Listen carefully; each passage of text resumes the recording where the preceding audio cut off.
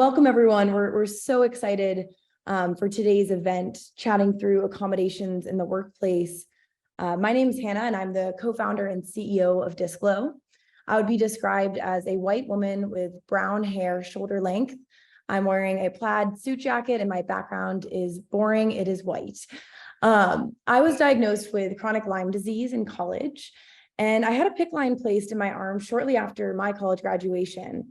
If you're not familiar with a PICC line, it is essentially a permanent IV, and I was hooked up to IV antibiotics for over 8 hours every single day.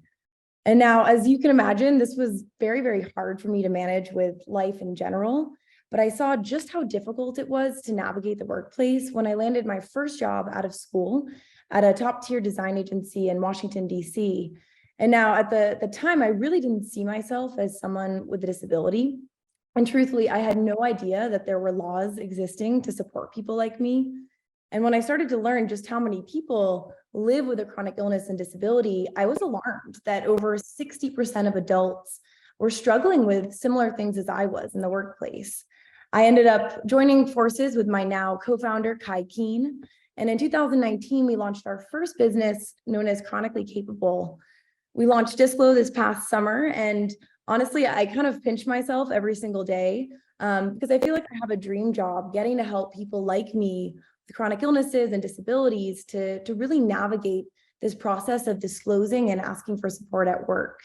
I am so excited for today's conversation, and I'm grateful to be joined by my colleague, Joshua Peterson, who recently joined Disclo from Meta, where he served as an accommodations business partner.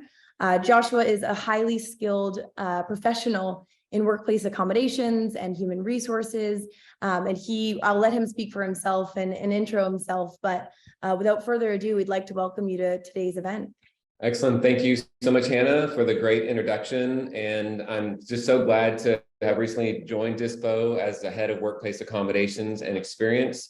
I would be described as a white male with short, dark brown hair. I have a short beard, and today I'm wearing a dark blue button-down shirt. So as Hannah said, I have a good experience, nearly 25 years across several HR functions, including health and retirement benefits, leave of absence and time off programs, and accommodations. I've done both the hands-on of case management, building programs, all the interactions with cross-functional partners, and a good amount of program management and process improvement across those. I've really built my career on helping employers have compliant programs and with relevant processes while also giving the best employee experience. In my role at Disclo, I'm working with a brilliant and dedicated team. Really, these folks are amazing, and I'm getting to use my experience and expertise to help build a world-class disclosure and accommodation services. So we're really grateful you've taken the time to join us today as we discuss a couple of very important topics around reasonable accommodations in the workplace. You know, most HR professionals and company leaders know that accommodations is a sensitive topic and one that employees feel a lot of uncertainty around. In fact, just this morning, we heard from a head of HR at a top tech software and hardware company. I can't say their name, but we would have 100% name recognition, I'm sure. They mentioned that accommodations is the most difficult topic that they have been unable to crack. And they said people just feel so much fear, and they want to support the employees, but accommodations is a delicate topic for employees. So we understand these feelings, and we understand what a lot of organizations are up against in having a compliant and employee-centric and friendly accommodations experience. So let's get started. So first, we're going to cover the topic of how your organization can reduce legal risk by being fully compliant and just doing what's right. So first, we're going to throw a little midday quiz. So get over in the chat and get ready to drop your answer over there. Let's see who can be first, or at least right. So if you know the years that both the original Americans with Disability Act and the later Americans with Disability Amendment Act were passed, put both years in the chat. Go. Let's see, test some knowledge. It's midday, maybe you're at lunch. Yep, okay, Ted, you got the first one? Okay, there's Erica with close, yep, went into effect and passed. So Let's see, some other guesses. There it is. Close, close. Good. There it is, Susan. Susan has it exactly right. 1990 and 2008 are the years that both were passed. So the original American Disability Act was passed in 1990, and it was amended in 2008. So glad we can already be educational and resourceful for you with just those facts. The combined law is now referred to as the ADAAA, or the Americans with Disability Act Amended Act. Nice and long and easy federal law title there. So the law applies to all private employers with at least 15 employees.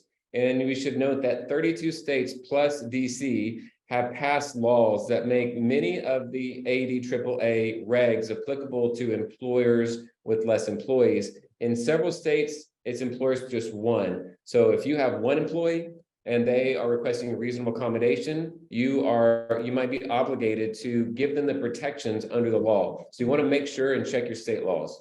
So under the 1990 ADA, you simply meet the definition of disability if you have a physical or mental impairment that substantially limits one or more of the major life activities. The law lists 18 activities, and then the 2008 Amendment Act added 11 bodily functions that also go along with the definition. So if you have an impairment that substantially limits one of 18 major life functions or 11 major bodily functions, you could potentially meet the definition of disability. So we're backing up here first and kind of sharing the legal context and framework around things. So we'll go next slide.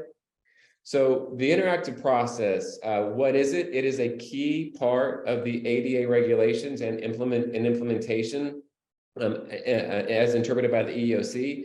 It is really the foundation of compliance with the ADAAA.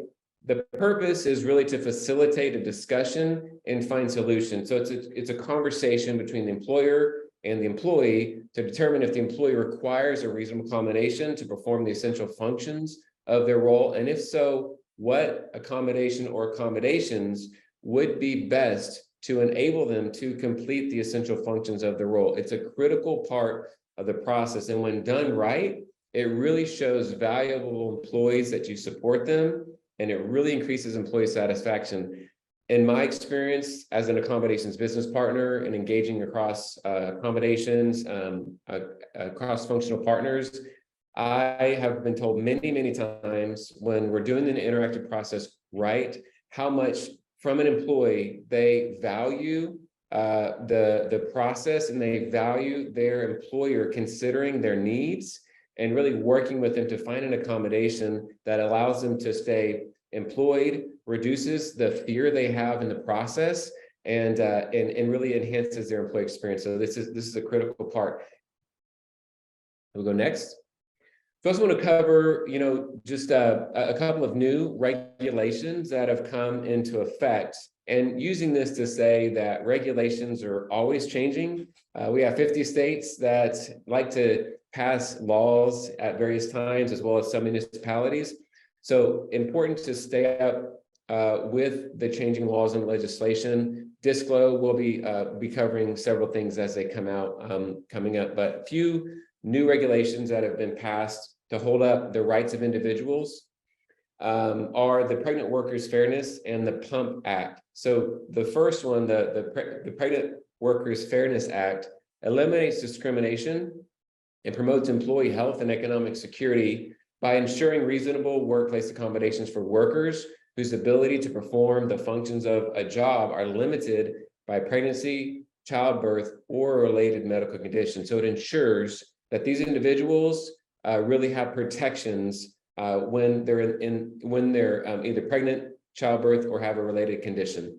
The PUMP Act provides protections for millions of salaried employees who are previously ineligible for such accommodations. It also states that nursing employees must be paid for time spent pumping, and it lays out legal solutions for any violations. One thing to note is the latter, the PUMP Act, applies to employers with 50 or more employees. So again, on some framework, and some of us today may be aware of the EOC and the ADA and some of these regulations. We wanted to kind of start with this framework, as I said a moment ago, to kind of baseline everybody with some understanding as we then move forward to talk about how to reduce risk in your organization. So all these regulations, they may seem, far off as we talk about these things, and they may seem like they don't apply to your company. I think we can kind of tend to hear stories in the news. We can hear issues that other employers are having, or, a mistake that a manager might have made at a company. And we think, oh, that's them, not us, never going to happen to us. But it's surprising that it can be more near than we think. So the federal government agency in charge of enforcing the regulations of the ADA is the EEOC, the Equal Employment Opportunity Commission.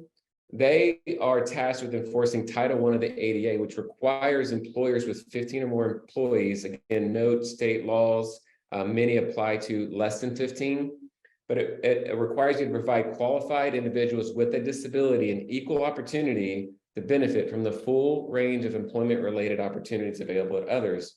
Some examples listed in the law are that it prohibits discrimination in recruitment, hiring, promotions, training, pay, social activities, and other privileges of employment. So the EEOC investigates and takes actions on the charges of disability discrimination that have been filed by employees. And new claims are filed every day and new actions taken against employers. So your company must take your company must take the possibility seriously and really invest the time and resources needed to be fully compliant. On that last bullet, we should note that the EEOC does believe that employers do want to comply with the ADA regulations, and as such, they have provided guides and resources to help interpret the regulations into compliance implementation. So highly encourage you to Google something like EEOC ADA guidelines or interpretation, and you'll find some guides and helpful resources they provided that will really help your company to interpret the law into being compliant. So a common misconception is that large employment lawsuits only happen to large employers. This is simply not the fact, as you can see, just some recent headlines that we've shown here. The cost can be high, and in most cases, it's simply a cost that many companies simply can't afford to front. You may not know this, however, that disability is now the #1 category for discrimination lawsuits and charges for companies. #1, disability discrimination. We believe that we're just going to see a continued increase in lawsuits for disability discrimination as more and more employees become eligible for accommodations and more fully understand their rights. So it's important that your company is protected. So few ways is to create a legally compliant accommodations process. A couple notes: you always want to respond in a very timely manner whenever an employee notifies the company they have a medical condition, that they're struggling to meet their essential functions due to some type of condition. You want to ensure that your processes are well documented and easily accessible for HR, for first-line managers that are many times the first one to hear or learn or suspect something may be going on with the employee and they might have a medical condition, and especially accessible for employees so they understand your company's process. Secondly, you want to follow the law, always. Never cut corners, always do what's right. Third, train your managers and your HR professionals. The majority of the time, they are the first ones to learn of an employee's disability or condition. And it's imperative that they understand both the requirements of applicable laws and your company's resources. Fourth, you want to allow for an ongoing conversation and opportunities to disclose. This is never a one-time check the box inclusive company box. We want to always allow and support ongoing conversations that show your employees that they are fully supported. So lastly, beyond all the legal things that we can do, at the end of the day, when you respond, remember to respond with empathy. Having a disability or serious health condition can be exhausting, and deciding to ask for accommodations can be a very difficult decision for most employees. So we always remind our employer partners to respond with empathy. Hannah? Thank you, Joshua. I'll continue here. And so While of course we can proactively set up our company for success, we also really have to focus on the needs of our people. And we've heard time and time again that employees today need more support than ever before. We love this HR acuity benchmarking report. It's from an employee relations benchmarking report. And it states that in the last year alone, there was a 61% increase in accommodation requests. And we see this as being largely due to a combination of factors, that being an increase in American health challenges, a rise in mental illness, long COVID, and also these new regulations that have been passed to support people who are pregnant and breastfeeding, as Joshua touched upon. And so more and more people are starting to fit into this definition of disability, and they may have the chance to obtain a reasonable accommodation at work. And we're all here because we want to understand how we can better unlock the potential of our employees. And we know that disclosure is really the key to that lock. There is tons and tons of data pointing to the fact that when people disclose, they're more likely to be engaged in their work, to feel regularly happy, and to be even more productive in their jobs. And just to paint the picture, it can be psychologically exhausting to hide a significant piece of your identity and to have to chuck that at the door each day when you show up for work. And so if you can just imagine the turnover and loss in productivity that's occurring from all of these very invisible struggles. And so we talked obviously to companies every single day. And when they tell us that they don't have many disclosures or they have a very low number of accommodation requests, this is usually signaling to us that the current process at the company is not safe and the employees aren't feeling comfortable coming forward. But as you see here, really the benefits of promoting disclosure are so clear. And this is an effort that goes way beyond compliance. It's not just about hitting numbers, but it's really about understanding your people and being able to maximize their full potential. And so we've learned that most employees, like myself, have experienced a lot of fear and shame and stigma when they consider disclosing at work. And so today, in order to get an accommodation, employees are forced to share their very sensitive health information with their employer. And in a way, they have to out themselves at work. And this process of requesting accommodations, it's clunky and it's very, very uncomfortable for the employee. And so it's really not surprising to us that only about 3% of people disclose at work. But unfortunately, as we just mentioned, low disclosure can lead to dissatisfaction in your job, churn, dips in productivity, and unfortunately, in many cases, lawsuits against the organization. And so I briefly mentioned this in my introduction, but we previously started a disability recruiting platform known as Chronically Capable, which is now one of the largest and most used in the nation. And before building Disclo, we spoke with hundreds of HR leaders and we asked them, how are you managing this process of employee health disclosures and accommodations? And now just to note, every company, I know Joshua touched upon this, but every company with 15 or more employees must allow for accommodation requests. But they cannot store any of this information inside of their applicant tracking system or inside of the HRIS due to ADA and HIPAA privacy laws. And so when we had these conversations with HR leaders, we spoke with a range of companies from 100 employees all the way to 100,000 plus employees. And believe it or not, about 99% of the folks that we spoke with were using a combination of sticky notes, spreadsheets, and box drives because they knew that the laws don't allow this information to be stored inside of their own HR systems. And yes, sticky notes was something that we heard time and time again. We like to refer to that as the sticky note gate internally. And so on top of this storage challenge, today, if you were to ask for an accommodation at work, you'd likely have to provide medical documentation, which requires you to go to your medical provider, make this appointment, and get an old school doctor's note. And I don't know about you all, but I have seen firsthand just how time consuming and frustrating it can be to even get an appointment with a provider. And so employees and HR are then in this constant back and forth, trying to land on what's known as a reasonable accommodation, often having to involve managers in the discussion as well. And all of this back and forth is happening offline for millions of employers and employees every single day. And I don't know about you all, but it's 2023, and I cannot believe how antiquated this process still has been. And so for those of you who came here to learn more about Disclo, we're going to go through just a few brief slides and share more, and then we'll get into the Q&A. But we built Disclo because we knew that the accommodation space needed a facelift. we know that the workplace needs a safer and easier way for people to ask for accommodations.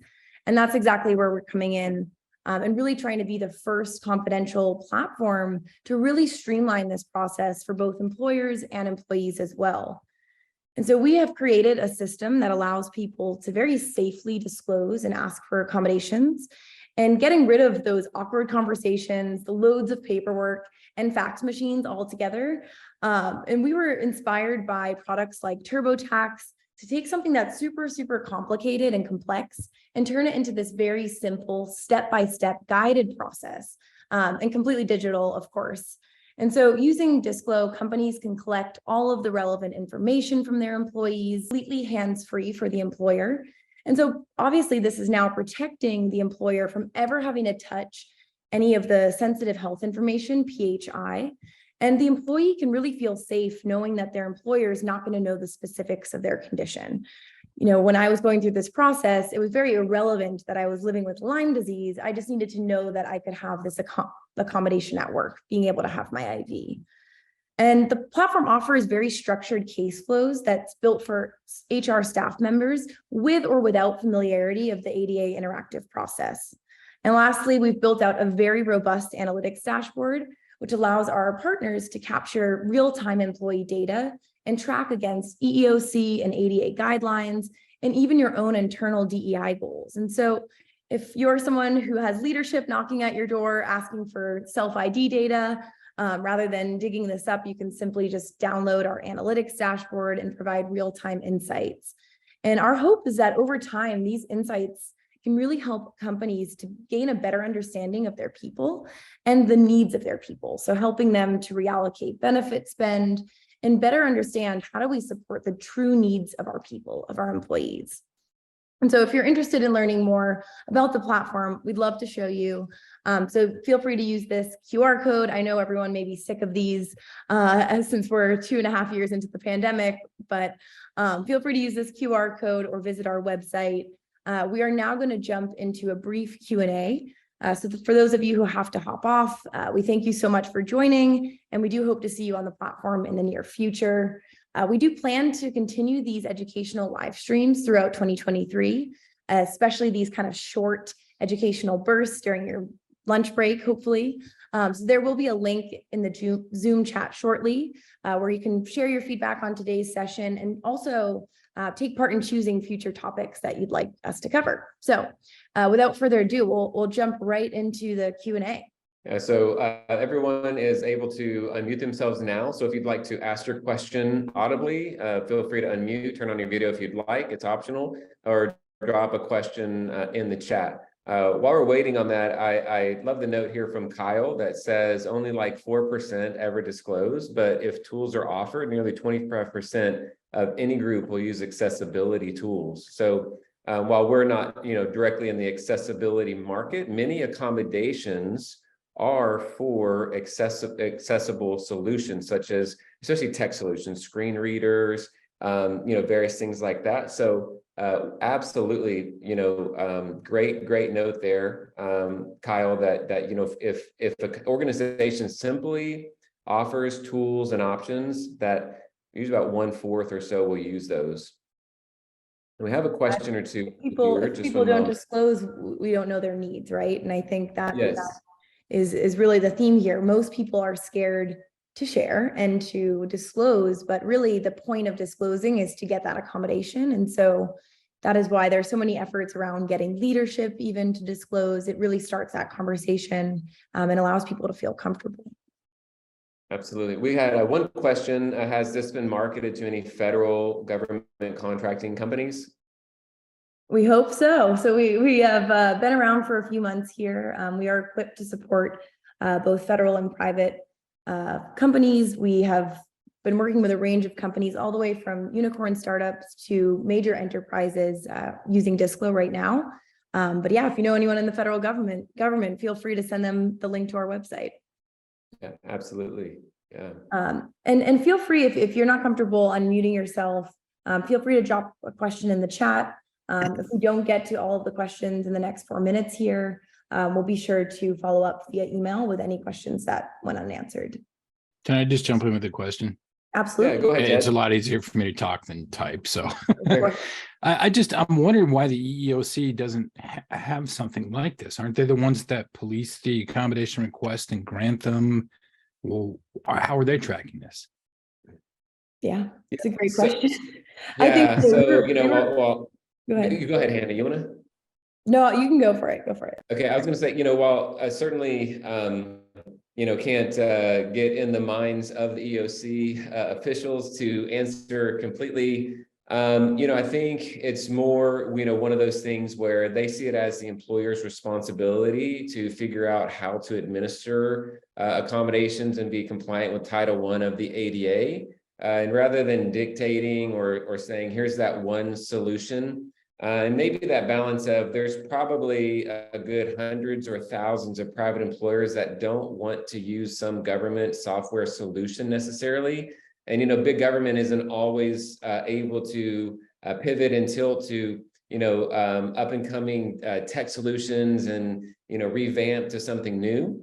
So they've really allowed the market to determine solutions and bring solutions. And so that's where really Disclo comes in with a solution to say, employers who are looking to have a more compliant accommodations process that's really a good employee experience. So something that your employees can expect and something that your HR professionals, ER, DI, company leaders, the same process, same experience over and over, standard, not kind of, hey, here's our company rules and we have 100 people that might touch this. And so it may go differently every time. So we're really worried about risk, who's going to say, who's going to administer, make sure everybody, where Disclo really gives the platform to come in, make a request, it's standard. We're making sure we're walking through the right people through the process and engaging at the right time. So a little bit of, I think a little balance there to say government not getting too big, which I think many of us might actually appreciate, and letting the market, come with new technologies as something like Disclo has today. Thank you. Excellent looking product. Thank you. I have a question. I don't know if this is just for the room. Like I'm really impressed by who all's here because I've been LinkedIn stalking you guys. But the question, so I work on the sales side for accommodations tool, but the most common reaction from an American HR department is that they presume the employee is fraudulent in their claim of needing accommodations. Does anybody have any data on how often the employee is lying about needing help or just using it to make, to get, there's often this moment of like, well, he's been here for a couple of years. I don't know why he's bringing it up now. That's literally the vibe. And we serve deaf individuals and we're always like, hey, so you knew he was deaf when you hired him, right? And they're like, yeah. And we're like, oh, okay. So there's this thing of, they feel like it's an angry employee trying to force the company to spend more money. But does anybody have any, like, I guess, comments, feedback, data? How often are they lying? How often do you see that? If you're working in HR, I'm just kind of curious to hear what the room knows about this topic.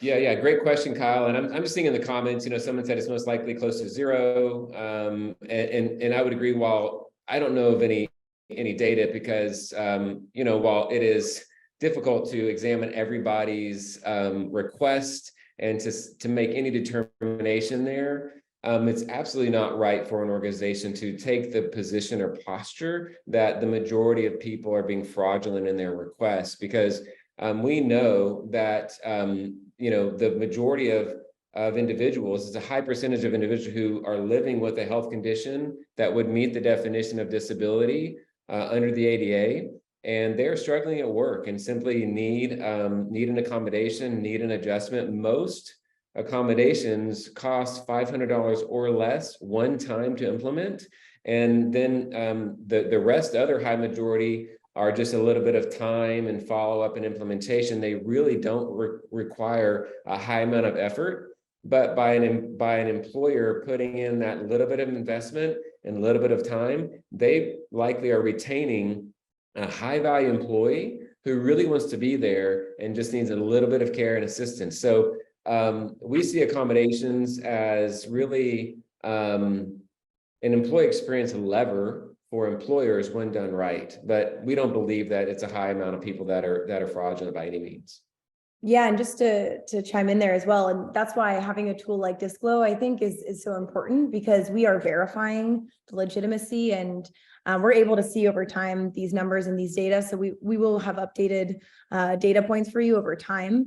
But yeah, I think, just to say from the employee perspective as well, going through an accommodation request process and disclosing is one of the single most difficult situations that someone will have to face in their career. And we want to err on the side of believing that individual. I myself know that I wouldn't go through that whole process if it weren't something that I really needed. So we always want to, again, respond with empathy when these requests come through. And yes, great question though. And I did see we had one more question. I know we're just going over time here, but for those of you who do have to chime or head back to work, feel free. But I did see we had a question around, where was that question? I'm losing my question. Oh, vocational rehab. So we do hope to partner with Voc Rehab in the future. Right now, our current software is for current employees at an organization. But please stay tuned and follow us on social media, as we definitely have some exciting expansion efforts of our product as well. And we will definitely be working with Voc Rehab. Yeah, we have one more question that I think we'll end with, but real quick before doing that, there is a link that Mally posted in the comments that, the survey. Just want to say again, quick, please click that, give a little feedback on today's session, and then we have a list of potential future topics that you choose a few that you'd like us to cover in the future. Also go and follow the LinkedIn page for Disclo so that you get notification as we make more events. We might do this monthly, every 6 weeks or so. Really want to give some educational things. So the question is, can you speak to how the approval process is being completed? For example, who is approving this and how? And Chris, I assume you mean that if an employer is using Disclo and an employee goes and makes a request, then how's that being approved? It is still with the employer to approve an accommodation. It is very clear under the law, the employer must have the interactive process with the employee. So the Disclo platform is simply giving a standard way for an employee to come in and request an accommodation and make the disclosure and request and gather medical information apart from their employer system completely. So there's no potential commingling of their employment record, their medical data, that their supervisor or someone gets their medical data. That's really problematic for a lot of employees. And so then it goes to the employer, though, to consider the accommodation, have some discussion with the employee, and then approve or request alternates and so on. But it's all tracked and documented in the Disclo system, historical records for both the employer and the employee, with follow-ups to check in if this is still reasonable, if it's still working for you, employee, and those things. So hope that answers your question. And with that, I think that's a wrap. So yeah. Thank you all for tuning in. Thank you so much for joining us. Yeah, Thank you, guys. Yeah, we hope everyone has a great rest of your workday, and thank you so much for joining us. We put in some links in the chat, so if you want to stay up to date and give us some ideas for future sessions, we are definitely open to ideas and collaboration. So thank you all so much, and hope you have a great rest of your day.